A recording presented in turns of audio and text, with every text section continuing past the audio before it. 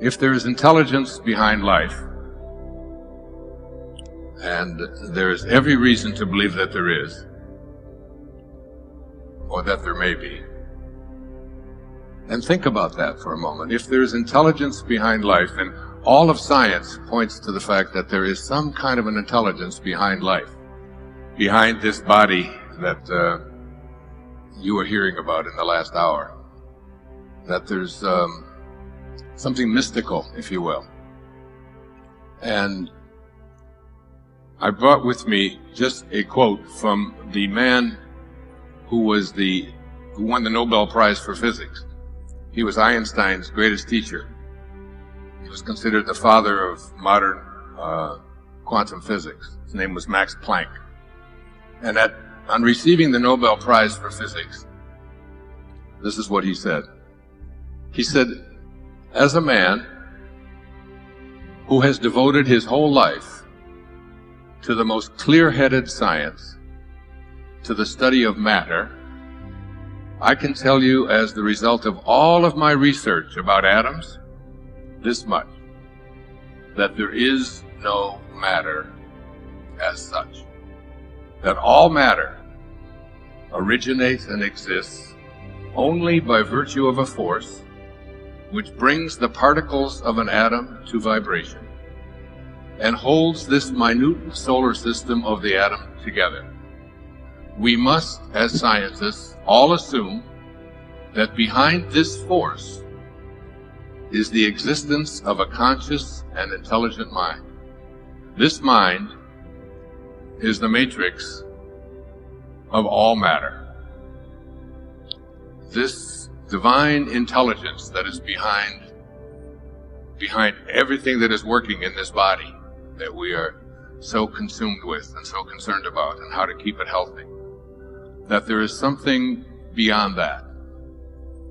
One of my favorite poets once observed, he said, what if you slept? And what if in your sleep you dreamed?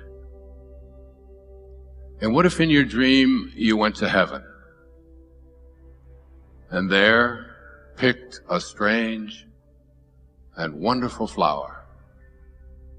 And what if when you awoke, you held that flower in your hand? Ah, what then? Samuel Taylor Coleridge, who wrote the Rime of the Ancient Mariner, and I wonder when I ask that question, I've done it on a couple of my public television specials, to ask that question, do you really believe that such a thing is possible? Because as I wrote out last night, I said, if there is intelligence behind life, and there is every reason to believe that there is, then all of that intelligence must be innate in each creation of that intelligence. This universal mind, or this, whatever you want to call it, divine mind, the great Tao. I wrote a book 8 years ago called Change Your Thoughts, Change Your Life, which was based on the ancient teachings of the Tao Te Ching by a man named Lao Tzu, who wrote it 2,500 years ago, 500 years before the birth of Christ.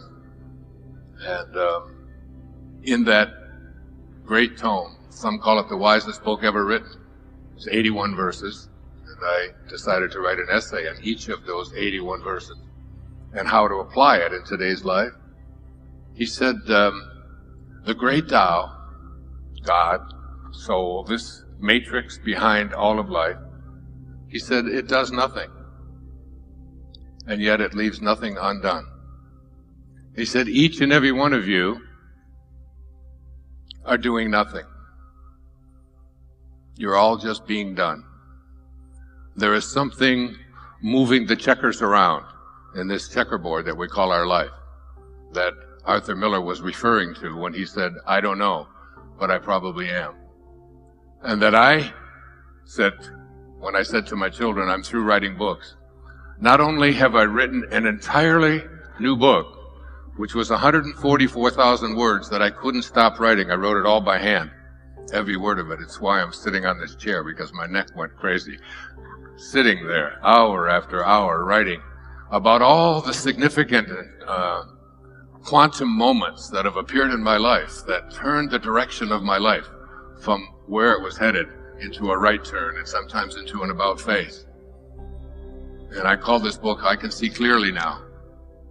I can see clearly that the things that were taking place, when I really thought that I knew what I was doing, and something else was in charge of the whole process. One of the famous observations of one of our great humorists, Mark Twain, he said that the thing that gets you into trouble isn't what you don't know. It's what you know for sure that just ain't so. And there's so much of what we know for sure that just ain't so. Just like what I knew for sure that I wasn't going to be writing. Not only have I written another entire book and looked at all of these significant factors and features that were really at play, moving me about, but I've written another book on top of that I'm about 3/4 of the way through, based upon how to apply the Bhagavad Gita, the great song of the Lord that Gandhi based his life on, and how we can apply it each and every day of our life.